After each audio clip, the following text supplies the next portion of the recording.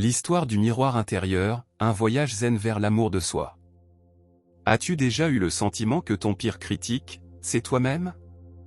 Que peu importe ce que tu accomplis, ce n'est jamais assez? Nous t'invitons à un voyage extraordinaire où tu découvriras que le véritable amour ne vient pas de l'extérieur, mais du miroir le plus profond de ton propre être. Voici l'histoire de Maya, une femme comme toi, qui a appris à transformer sa relation avec elle-même grâce à la sagesse zen, et qui a trouvé ce qu'elle cherchait partout, la plénitude. Dans ces 8 enseignements, tu exploreras les secrets que les sages ont gardés pendant des siècles. Ce n'est pas simplement une histoire à lire, c'est une invitation à vivre une transformation. Parce que la vérité que tu découvriras ici, tu as besoin de l'entendre maintenant. Prépare-toi à rencontrer le miroir intérieur et la beauté inattendue que tu y trouveras. Chapitre 1, le reflet brisé. Maya se regardait dans le miroir de sa chambre chaque matin, mais elle voyait une étrangère. Elle comptait ses défauts comme des pièces, les rides autour des yeux, le poids qu'elle portait, la voix qu'elle craignait de ne pas être assez forte. Elle vivait dans une ville pressée, où le succès se mesurait en chiffres, abonnés, salaires, réussite. Mais même lorsqu'elle obtenait ce qu'elle désirait, une voix intérieure chuchotait, « Tu n'es pas assez. Tu ne le seras jamais. » Un jour, fatiguée de cette bataille constante avec elle-même, Maya décida de tout quitter un moment. Elle se rendit dans un monastère en montagne, à la recherche de réponses que les livres ne lui donnaient pas. Là, elle rencontra la grand-mère Koto, une nonne dont le silence contenait plus de sagesse que 1000 paroles. « Bienvenue, dit Koto, souriant comme si elle connaissait exactement le poids que Maya portait. « Je vois que tu viens chercher quelque chose. Mais d'abord, tu dois comprendre ce que tu es en train de détruire. » Chapitre 2, la leçon de la rivière. Koto conduisit Maya à une rivière proche à l'aube. L'eau coulait sans hâte, sans se juger elle-même.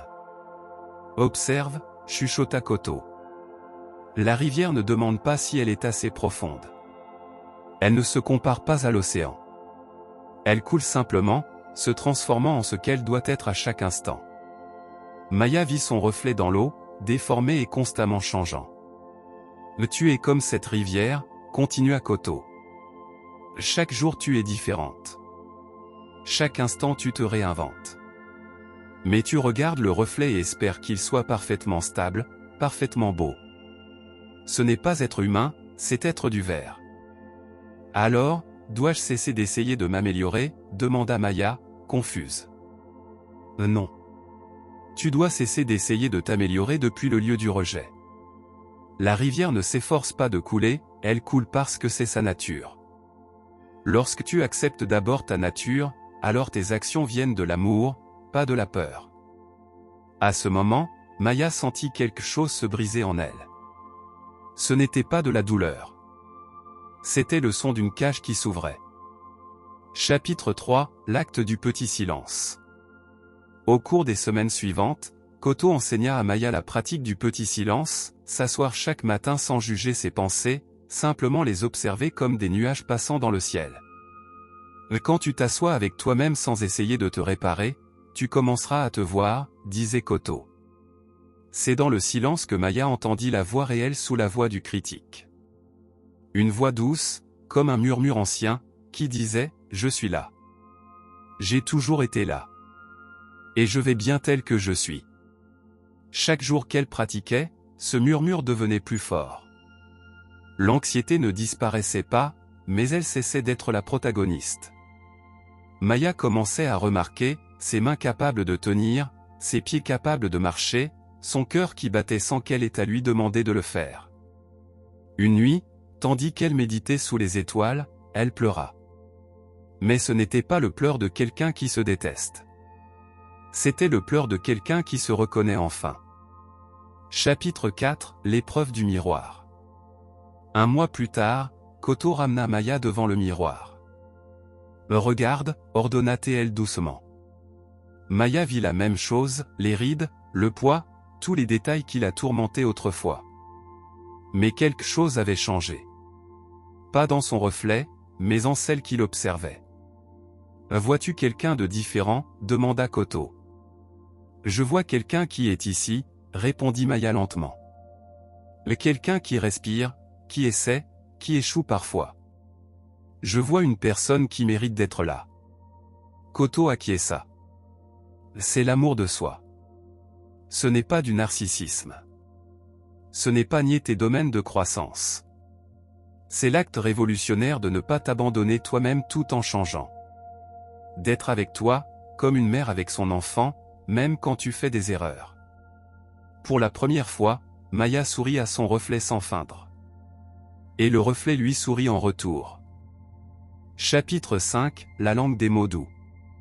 Koto observa Maya pendant des jours, écoutant comment elle parlait à elle-même. Chaque fois qu'elle faisait une petite erreur, elle entendait « Je suis si bête. Comment puis-je être si incompétente ?» Un jour, Koto l'interrompit. « Si ta meilleure amie faisait une erreur, lui parlerais-tu ainsi ?» Maya secoua la tête. « Alors tu as découvert ton hypocrisie. Tu es cruel envers toi-même de façon que tu ne serais jamais avec les autres. Maintenant, tu dois choisir une nouvelle langue. » Commence alors l'exercice le plus difficile, se parler avec bienveillance. Pas avec un faux positivisme, mais avec la gentillesse honnête de quelqu'un qui comprend que le changement est lent et que la souffrance fait partie de la vie. Quand Maya faiblissait, Koto lui apprenait à se dire « c'est difficile. Et je suis ici pour me soutenir à travers cela. » Avec le temps, cette nouvelle voix devint sa compagne. Elle n'était plus seule contre elle-même. Elle était avec elle-même. Chapitre 6, le feu de l'acceptation. Le jour arriva où Maya devait affronter ce qui lui faisait le plus mal. Dans la quiétude de la méditation, Koto lui demanda d'embrasser les parties d'elle-même qu'elle détestait le plus. « Je ne peux pas, » protesta Maya. « Ça fait trop mal. »« Alors ça fait mal, » répondit Koto. « La douleur n'est pas l'ennemi. L'ennemi, c'est la rejeter. » Cette nuit-là, Maya pleura plus que jamais. Elle pleura toutes les années qu'elle avait passées à se haïr. Elle pleura les opportunités qu'elle avait refusées, croyant qu'elle ne les méritait pas. Elle pleura pour la petite fille en elle à qui on criait qu'elle n'était pas suffisante. Mais elle ressentit aussi autre chose. Sous la douleur, il y avait une force.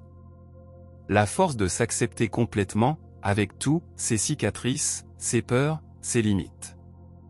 Koto observait en silence, et dans ce silence, Maya comprit que c'était aussi l'amour de soi, se permettre le chagrin, la colère, la frustration. Ne pas les réprimer avec des phrases positives, mais les intégrer comme partie de l'histoire complète de qui elle était.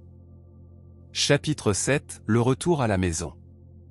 Après 3 mois au monastère, il était temps pour Maya de retourner à sa vie. Koto l'attendait à la porte à l'aube. « Maintenant, tu retourneras dans ton monde, » lui dit-elle. « Et ce monde essaiera de te convaincre que tu n'es pas suffisante. Il essaiera de te faire revenir dans la cage du rejet. »« Et que dois-je faire alors ?» demanda Maya. « Souviens-toi de la rivière. Souviens-toi que tu peux couler, t'adapter et changer sans nier ton essence. Souviens-toi que l'amour de soi n'est pas un destin, c'est une pratique quotidienne. Certains jours seront faciles. D'autres, tu devras revenir au silence encore et encore. » Koto prit la main de Maya. « Mais maintenant tu as la carte. La boussole. Et le plus important, tu sais que tu portes déjà en toi tout ce dont tu as besoin. » Maya embrassa la grand-mère Koto, et dans cette étreinte, elle sentit la transmission de quelque chose de sacré. Ce n'était pas un cadeau emballé. C'était un éveil. Chapitre 8, le miroir éternel. 1 an plus tard, Maya s'asseyait dans son appartement en ville. Les pressions existaient toujours. Le travail restait exigeant. Les échecs continuaient d'arriver. Mais quelque chose de fondamental avait changé. Lorsqu'elle se regardait dans le miroir, elle ne cherchait plus la perfection. Elle cherchait quelqu'un à embrasser. Et elle le trouvait toujours. Un jour, une jeune femme perdue frappa à sa porte, recommandée par un ami. Elle avait le même regard que Maya avait autrefois, le regard de quelqu'un en guerre avec elle-même. Maya lui prépara du thé. Elles s'assirent en silence un moment. Ah, comment as-tu surmonté tout ça? Demanda la jeune femme. Maya sourit. Je ne l'ai pas surmonté. Je l'ai intégré. J'ai appris que le voyage n'était pas vers une destination parfaite, mais vers une relation différente avec moi-même. Et ça marche? Demanda la jeune femme, pleine d'espoir. Maya toucha sa poitrine, où son cœur battait constamment, sans qu'elle ait besoin de le supplier. Regarde, je vais te montrer quelque chose. Elle la conduisit au miroir. Ce miroir n'est pas un juge. Il reflète ce que tu es en ce moment, imparfaite, belle, forte, vulnérable, réelle. Et c'est tout ce que tu as besoin d'être. La jeune femme vit ses propres yeux dans le miroir. Et pour la première fois depuis des années, elle ne vit pas un ennemi. Elle vit quelqu'un qui mérite d'être là. À ce moment-là, le miroir éternel révéla sa véritable fonction, ne pas refléter la perfection, mais refléter la capacité à s'aimer soi-même exactement tel que l'on est. Et c'était tout ce dont on avait besoin. Épilogue, l'invitation. Cette histoire ne se termine pas ici. Elle se termine chaque fois que tu regardes le miroir et choisis la gentillesse plutôt que la critique. Elle se termine chaque soir quand tu t'assois en silence et écoutes ce que ton vrai moi essaie de te dire. L'amour de soi n'est pas une vidéo que tu regardes une seule fois. C'est une pratique que tu vis chaque jour. Et la meilleure vidéo dont tu auras jamais besoin, c'est le reflet de qui tu es quand tu choisis enfin de t'aimer toi-même. Bienvenue dans le miroir intérieur. Ton retour à la maison commence maintenant.